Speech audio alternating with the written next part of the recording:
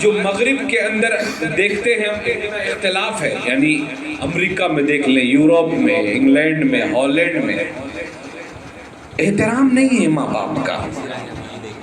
اگر بچہ بالغ ہو گیا ہے تو اس کو مکمل اختیار ہے کہ اگر باپ نے اس کو جھڑک دیا ہے، مار دیا ہے، تو اس کو اختیار ہے کہ فوراً جو ہے وہ 100 پر جو ہے کال کر کے پولیس بلا لے اور باپ کو اندر کروا دے۔ ماں کے خلاف مقدمہ دائر کرنے کا حق وہاں دیا گیا ہے، اور جس کا نتیجہ کیا ہوا کہ آج مغرب کے اندر، امریکہ کے اندر، ہالینڈ اور پولینڈ کے اندر ہم دیکھتے ہیں کہ معاشرہ پورا کا پورا درہم برہم ہو گیا ہے۔ لیکن یہاں الحمدللہ ہندوستان میں ابھی یہ وبا عام نہیں ہوئی، کیونکہ حکومت ابھی یہاں تک نہیں پہنچی ہے۔ ابھی حکومت صرف اور صرف عورتوں کے ہی معاملات میں دخل اندازی کرے، وہ بھی جو ہے غیر شرعی طور پر ہے۔ غیر شرعی طور پر اس لیے ہمارے اوپر مسلط کیا گیا ہے، مجھے تو لگتا ہے اس میں بھی ہماری غلطی ہے۔ ورنہ اگر کوئی بندہ مومن دیکھے گا کہ خطبہ حجۃ الوداع میں اللہ کے رسول صلی اللہ علیہ وسلم نے فرمایا اتقوا فی النساء، اتقوا فی النساء، عورتوں کے معاملے میں اللہ سے ڈرتے رہنا، عورتوں کے معاملے میں اللہ سے ڈرتے رہنا، عورتوں کے ساتھ حسن سلوک کرنا۔ عورتیں ٹیڑھی پسلیوں سے پیدا کی گئی ہیں، اگر تم انہیں برتنا چاہو گے تو توڑ دو گے۔ اگر اللہ کے حبیب صلی اللہ علیہ وسلم کی یہ حدیث جو مسند احمد بن حنبل میں ہے کہ فرمایا کہ کسی ایک عیب کی وجہ سے کوئی مرد اپنی عورت کو قبیح اور برا نہ سمجھے، یعنی نفرت کی نگاہ سے نہ دیکھے، اگر اس حدیث پر عمل کیے ہوئے ہوتے تو آج یہ لا قانونیت ہمارے سر پر مسلط نہیں ہوتی۔ ہم عورتوں کا احترام کرتے، ان کا حق انہیں دیتے، تو یقین جانیں آج جو ہمارے اوپر ہندوستانی لا، اسلامی لا میں انٹرفیئر کرتے ہوئے مسلط کر دیا گیا ہے، وہ نہیں ہوتا۔ اور وہ نہیں ہوتا تو ہمارا خاندان بکھرتا نہیں۔ کیونکہ معاشرہ، خاندان دو فرد سے مل کر بنتا ہے، ایک مرد ہے، ایک عورت ہے۔ اگر عورت ٹوٹتی ہے پھر بھی خاندان بکھرتا ہے، مرد ٹوٹتا ہے تو بھی خاندان بکھر جاتا ہے۔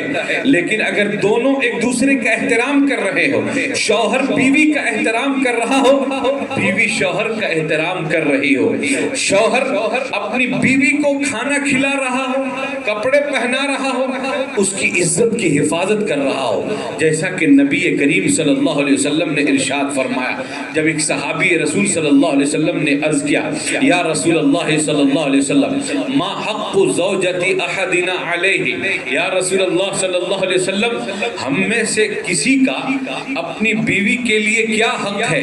تو رسول اللہ صلی اللہ علیہ وسلم نے ارشاد فرمایا ان تطعمها، کہ تم اس کو کھانا کھلاؤ، اذا طعمتا، جب تم کھانا کھاؤ، اور فرمایا اذا کسبتا او تکسوہ، کہ جب تم کوئی کپڑا پہنو یا کما کر لاؤ، تو فرمایا اذا کسوتہا، تو اس کو بھی کپڑا پہناؤ۔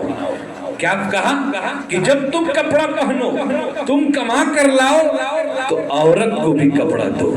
اور فرمایا آگے چل کر اللہ کے پیارے حبیب صلی اللہ تعالی وسلم نے فرمایا فاحفظوا علیہا، اور اس کی عزت کی حفاظت کرو۔ فرمایا اس کی عزت کی حفاظت کرو۔ اب جب بندے مومن اس حدیث کے مطابق، اسلام کے اس قانون کے مطابق اپنی ازدواجی زندگی کو گزارنا شروع کر دیتا ہے تو پھر دیکھیے خاندان بھی لہلہا اٹھتا ہے۔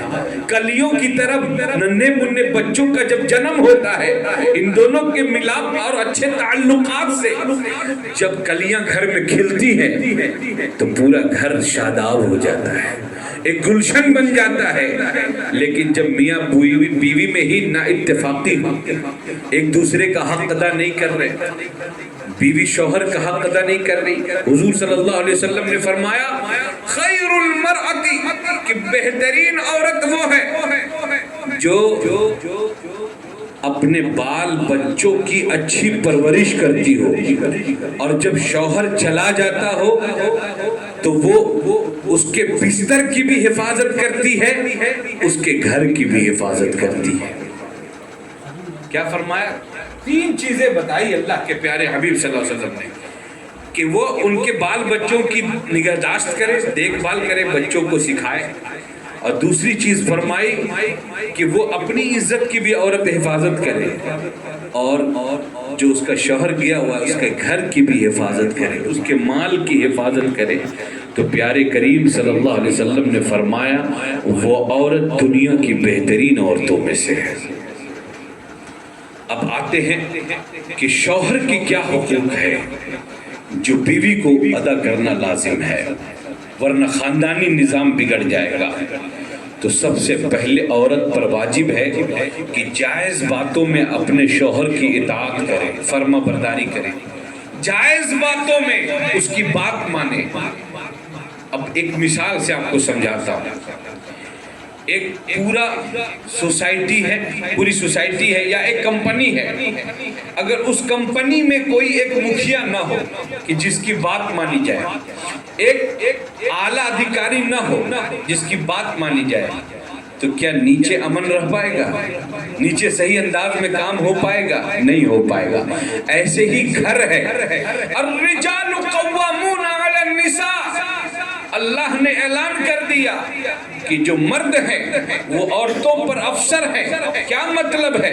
مطلب یہ ہے کہ گھر کے معاملات میں، خانہ داری کے معاملات میں جب کوئی فیصلہ لینا ہوگا تو آخری فیصلہ مرد کا ہوگا. لیکن دوسری طرف حضور نے یہ بھی فرمایا کہ اپنی شریک حیات سے مشورہ ضرور کرنا. جب اس بیلنس کے ساتھ آدمی زندگی گزارتا ہے تو اس کی زندگی اچھی گزرتی ہے، اس کا خاندان بہتر سے بہتر ہو جاتا ہے.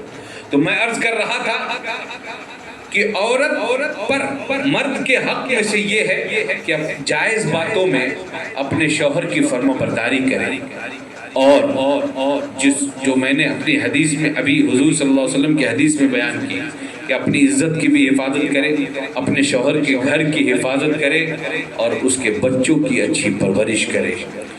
اور آخری بات یہ ہے کہ جس طرح سے وہ اپنے ماں باپ کی تعظیم کرتی ہے، احترام کرتی ہے، ان کو گالم گلوچ نہیں دیتی ہے، اسی طرح سے اپنے شوہر کے گھر والوں کی بھی تعظیم کرے، ان کے ماں باپ کی بھی تعظیم اور احترام بجا لائے، ورنہ معاشرہ اور خاندانی نظام برباد ہو جائے گا. آج ایک الگ ہی چلن چلا ہوا ہے ہمارے معاشرے میں. ہر شخص ایک دوسرے پر لعنت اور گالم گلوچ میں لگا ہوا ہے. بیوی کو شوہر گالی دیتا ہے یا اس کے ماں باپ کو گالی دیتا ہے، یا بیوی لان تان کرتی ہے کبھی ساس پر، کبھی اپنے سسر پر، کبھی اس کے خاندان والوں پر. لیکن قربان جائیں، بخاری اور مسلم کی متفق علیہ حدیث ہے، اللہ کے پیارے حبیب صلی اللہ تعالی علیہ وسلم نے ارشاد فرمایا کہ قرب قیامت ایسا ہوگا کہ ان یلعن الرجل ابا الرجل، کہ آدمی کسی دوسرے آدمی کے باپ کو گالی دے گا. اور فرمایا کہ یا رسول اللہ صلی اللہ علیہ وسلم، ایک آدمی دوسرے کے باپ کو کیسے لعن طعن کرے گا؟ تو فرمایا ان یسبہ، کہ وہ اس کے ماں باپ کو گالی دے گا. دوسری روایت میں فرمایا یسب امتہ ویسب امہ، کہ عورت مرد کے ماں باپ کو گالی دے گی، مرد شوہر کے ماں باپ کو گالی دے گی. فرمایا جب ایسا معاملہ ہو تو فرمایا وہاں اللہ کی لعنتیں برسنا شروع ہو جائیں. سوچیے، توجہ کیجیے. ایک خاندانی نظام کو چلانے کے لیے ضروری یہ ہے کہ ہم آپ کا احترام کرتے ہو، آپ ہمارا احترام کرتے ہو. شوہر بیوی کا احترام کرتا ہو، بیوی شوہر کا احترام کرتی ہو، جب دونوں ایک دوسرے کو رسپیکٹ دیں گے تو خاندان بہتر چلے گا، ورنہ پھر انتشار، اختلاف پیدا ہوگا۔ اور آپ جانتے ہیں کہ کسی بھی رشتے کی موت اختلاف میں ہے، انتشار میں ہے، اور زندگی اتحاد میں ہے، اتفاق میں ہے۔ اللہ رب العزت کی بارگاہ میں دعا ہے کہ اللہ جل وعلا ہم سب کو اپنے اور پرائے بالخصوص خاندان کے ہر بڑے بوڑھوں اور بزرگوں اور چھوٹے چھوٹے بچوں، اپنے بھائی بہنوں کا بھی احترام کرنے کی توفیق عطا فرمائے۔ آج کل یہ بھی دیکھا جا رہا ہے کہ لوگ اپنے بھائی بہنوں کا احترام نہیں کرتے، اپنے بہنوں کا بالخصوص احترام نہیں کرتے، انہیں حصہ نہیں دیتے۔ لیکن یاد رکھیں جو میں نے شروع میں کہا تھا کہ جب حق کسی کا مارا جاتا ہے تو اختلاف پیدا ہوتا ہے۔ تو یاد رکھیے رسول اللہ صلی اللہ علیہ وسلم نے ارشاد فرمایا من عال ثلاث بنات، کہ جس نے 3 بیٹیوں کی کفالت کی، او کما قال النبی صلی اللہ علیہ وسلم من عال ثلاث اخوات، کہ جس نے اپنی 3 بہنوں کی پرورش کی، فادبہن، ان کو بہترین ادب سکھایا، وزوجہن، اور ان کی اچھے جگہ شادی کرائی، وَأَحْسَنَ إِلَيْهِنَّ، اور ان کے ساتھ نیک سلوک کیا، فَلَهُ الْجَنَّةِ، تو کہا اس کے لیے جنت واجب ہو چکی ہے۔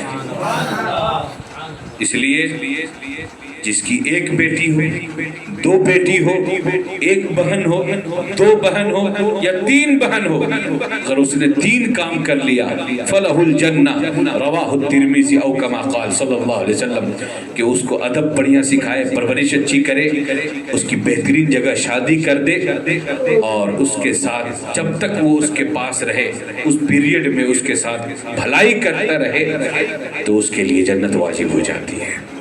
اور ایک روایت میں تو بڑا ہی خوبصورت ارشاد فرمایا پیارے حبیب صلی اللہ علیہ وسلم نے، جو ہم سب کے لیے لائے عمل ہے، فرمایا کہ جس کی 1 بیٹی ہو یا 2 بیٹی ہو، وہ جنت میں میرے ساتھ ایسے رہے گا، ایسے اشارہ کر کے ارشاد فرمایا، یعنی یہ قریب ہوں گے۔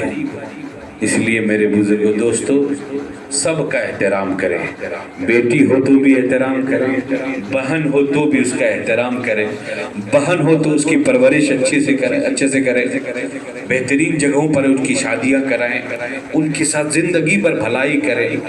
پیارے کریم نے فرمایا تو تمہارے لیے جنت واجب ہو جائے گی۔ اللہ جل مجدہ الکریم کی بارگاہ میں دعا ہے اللہ تعالی ہم سب کو اپنا خاندانی نظام بہتر سے بہتر بنانے کی توفیق عطا فرمائے، اور اس میں جو رکاوٹیں آ رہی ہیں حقوق ایک دوسرے کے ادا نہ کرنے کی وجہ سے، ایک دوسرے کا احترام اور ادب نہ کرنے کی وجہ سے، اللہ تعالی ہم سب کو سب کے حقوق اور فرائض ٹھیک ٹھیک ادا کرنے کی توفیق عطا فرمائے، اور آپس میں اتحاد، اتفاق، محبت، مودت پیدا فرمائے۔ استغفر اللہ ربی من کل ذنب واتوب الیہ، وآخر دعوانا الحمد للہ رب العالمین۔ السلام علیکم۔